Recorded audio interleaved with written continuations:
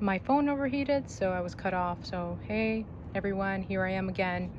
I wanted to actually mention before I got cut off that I do find that those at power, that being the white community, which just always happens to be those at the very top, are always white, right?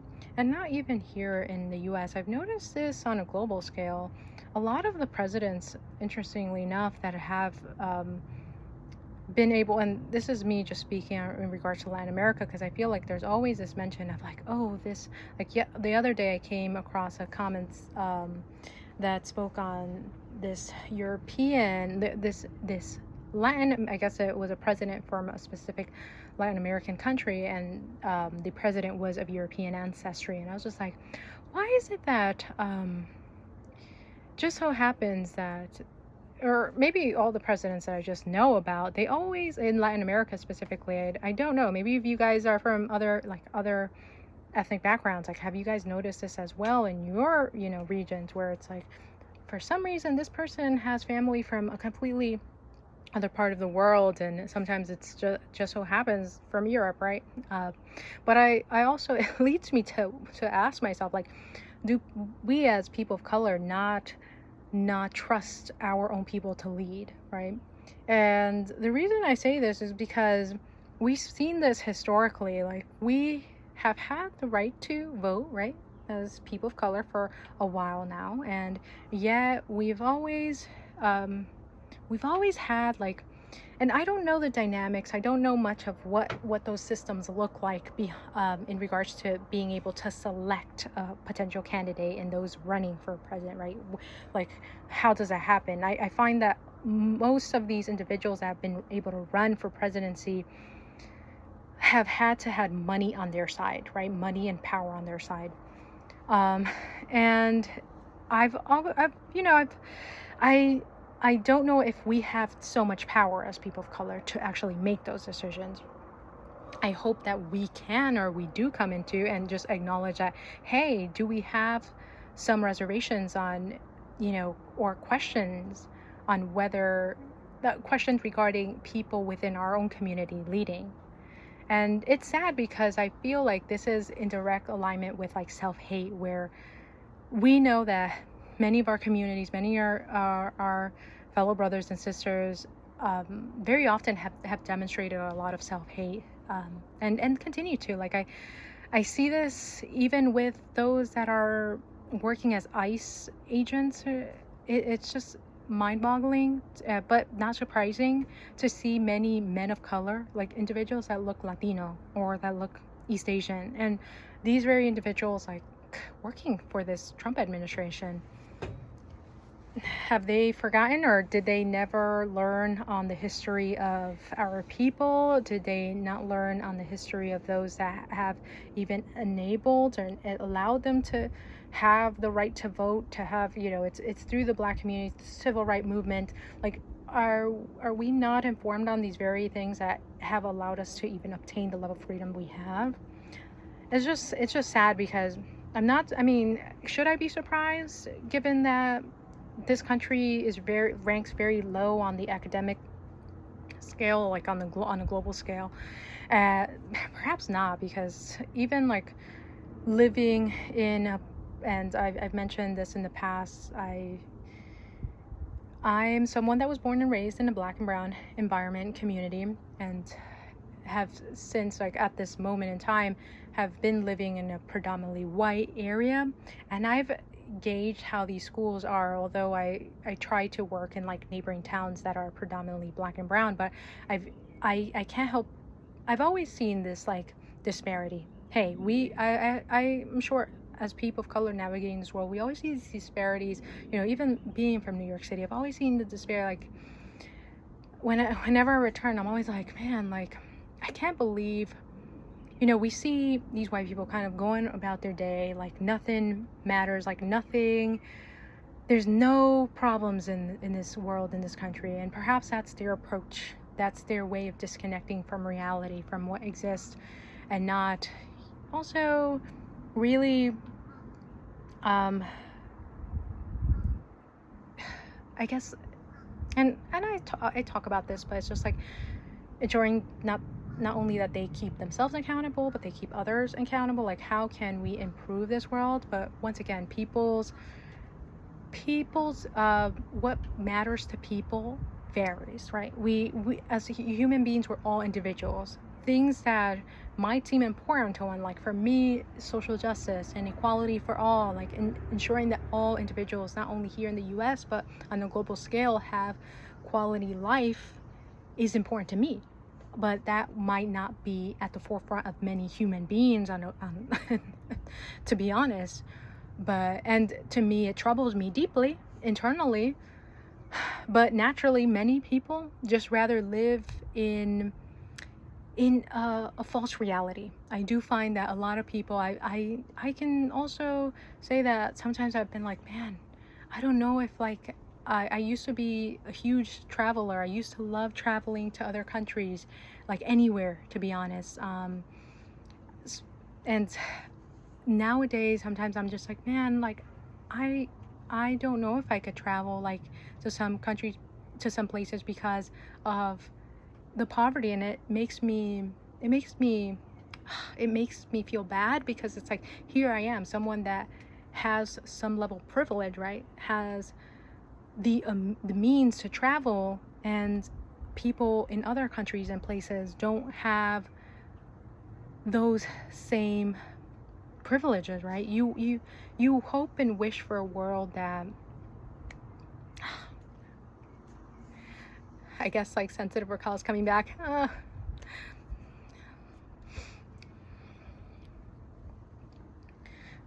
Perhaps it's because I was like, I read some of your messages, and they're really just so heartwarming.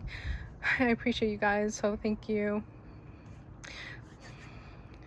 But yeah, anyways, like,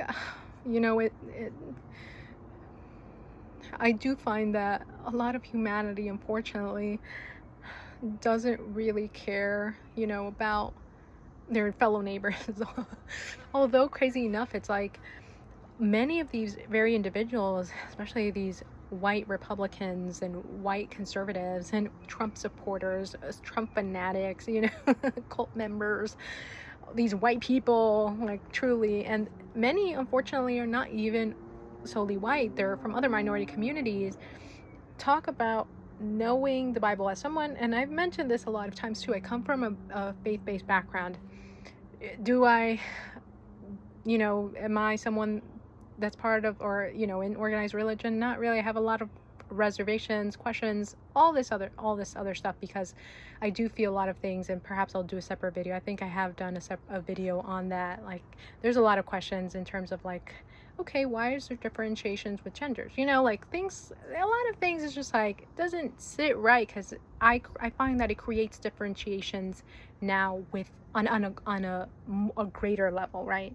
I don't believe that you should treat, I'm a believer that you should treat all people and all of what exists with the same dignity and love and care that you want for yourself. Like, I don't believe in differentiations. What I was gonna get at is differentiations of also animals and humans, because I'm just like, if we have that approach, then we're making differentiations on a greater level and a greater scale of saying, well, this matters and this doesn't, or this has less worth and this doesn't. And it's just like, no, this is my message, that all things should be taken care with the highest, and should be approached with the highest regard. That is my message. I hope that those that follow me know that it's not only taking care of our brothers and sisters, which I refer to like the Black and brown community, but also ensuring that we take care of what is around us as well. And I'll even take that a step further, where it's just like, I do talk a lot regarding the white community, and I do condemn and crucify essentially the white community. I'm not gonna lie, but I will say this much: I would never ever want to hurt, or I would never care to see another fellow human being hurt. And I don't see that with those that have aligned with Trump values and conservatism and the Republican side. I see people that claim something that they don't even live by. I had to take a step back from faith because I said, well, this ain't adding up now. Like, how are we making differentiations with gender and things that exist, and sorry, and and that causes a lot of problematic behaviors when we go out there to the world. And I know a lot of people may, believe that I respect. I think there's a lot of goodness. I love the gratitude and Thanksgiving. And I know this is getting a bit off track, but it's just like, I do believe in a lot of the essential. I think there's a lot of key components. There's a lot of goodness that comes from a lot of these faiths. But I do want to approach. This supply really likes me. I want to approach everything that I learn and believe in a way that is not only I am believing and agreeing with something blindly, but I have taken a moment to reflect on it, to say, is this making sense? This is what this is what I feel like. This is what I have myself asking. I have myself asking that very question so many times when it concerns having to hear the conservative side, where it's just like, does this even make sense? Like, really think when I think about anti-abortion, and then at the same breath, and people have mentioned this as well many times, it's just like anti-abortion, but they don't even care to recognize how the foster care system or all these systems that are in place, not only here in the US, but one step at a time, perhaps one place at one time. So I'll speak on the US instead of saying the global, because that would be like a governmental issue, like from each place. Now, I don't understand how we can sit here and say and be anti-abortion, but then at the same breath not even fund or like, or even help out, contribute in some way. One thing I've stood by is just like, I want to foster to possibly adopt if the parent. I was just like, there's too many kids out here. There's too many kids. How are we, all these like anti this, anti that, but not creating a solution with the systems that are already in place? There's a lot of kids without families, without places, and we don't, like, people that are choosing anti-abortion or not even contributing financially, or not helping in any way, shape, or form. They're not fostering. They're not doing anything. So how are you making those systems better when in the case that a parent or person doesn't want their child, that will eventually lead to a lot of psychological damage, emotional damage? What are you doing to better that, right? You can't impose, and I find that the Trump administration wants to impose a lot. They want what they want at the cost, at whatever cost that is, right? And we see that even so with them trying to really impose and push their power once again. That white community, most of them that have voted Trump are white, and it's just like they're hoping that they can have power again in this country, right? And then everyone is at their mercy. They don't care if even their own people, the white community, suffers. But why are we surprised in that case? Because we already know that, and I've mentioned this before, the Western world is very individualistic. So what Trump did to Pence, which I've mentioned this before, should not surprise anyone. This is how these individuals move. This is how selfish they are. And actually, like, I was talking to my partner earlier, and we were watching 8 Show. Is it the 8 Show? It was a Korean show. You guys know, I've been on like I'm like, need to disconnect from the US, please help me. And it reminds me a lot about my time in Korea. So when I was watching it, I saw like all these individuals that coming from a specific life, like they all came from different socioeconomic statuses, and they went into the show that they had to do everything to entertain. They were locked in a specific location. What was it, like a theater or something? I don't even know. It looked like a mall to me. But anyways, they were locked in there because that was the purpose of that show. Is like is individual, similar to Squid Games. He's getting entrapped in a specific location. Anyways, what I I did see is that the person at the very first floor, and honestly, this reminded me of like where they came from. They were a clown. They were like an entertainer. They didn't have much, right? They didn't have much, like in terms of financially. And he was on the first floor, which made or earned the least, because it was like based off like what floor you were in, you were making that amount. I hope I'm explaining well. I'm such a bad, like, I really don't explain things that well all the time, but hopefully you guys get the message when I do. So like that person that was on the first floor, it seemed like greed really got to him. Like he couldn't, and he didn't want to end the game because he always wanted more and more. And interestingly enough, he came from the worst situation, right? He was the least well off, I believe. He came from the worst circumstances. And we see that a lot with like celebrity, like individuals that just they come from, it's like their life changes night and day, right? And then they don't even know how to manage finances. So that very individual, I felt like greed killed him. Like it was literally that, because at the end of the show, he was the only one that died, and he was the one that was earning the least. He was the one that he was earning the least, and I guess came from the most difficult circumstances. So it was like mirroring their actual lives outside and based off like hierarchy. And yet, like, yes, greed killed him. And that reminds me so much of like where the US is at, and not only the US, the West, because let's like be honest now. Like I really seen so many European countries say, like especially France. I came across this, like, what was it, like a picture the other day, and it was like France did a picture of like Lady Liberty, and it was like a shame. I was just like, okay, like France is a very problematic country, and has been a very problematic country.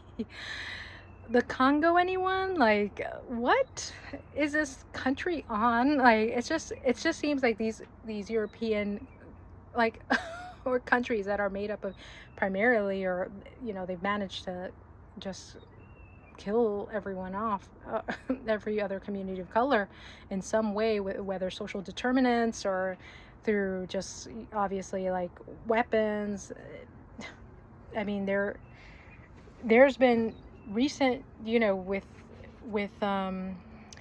recent, or within these years, that it's still like there's targeting of people of color and policing of people of color, right? And that could often end up deadly. So there's many reasons why our populations have decreased in these places within the West.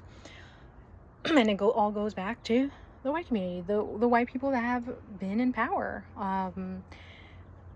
So when I see these European countries, because I feel like sometimes I've hinted towards, the U.S. Well, it is a colonial, like it like Canada, the U.S. have been overpowered and taken over by Europeans. So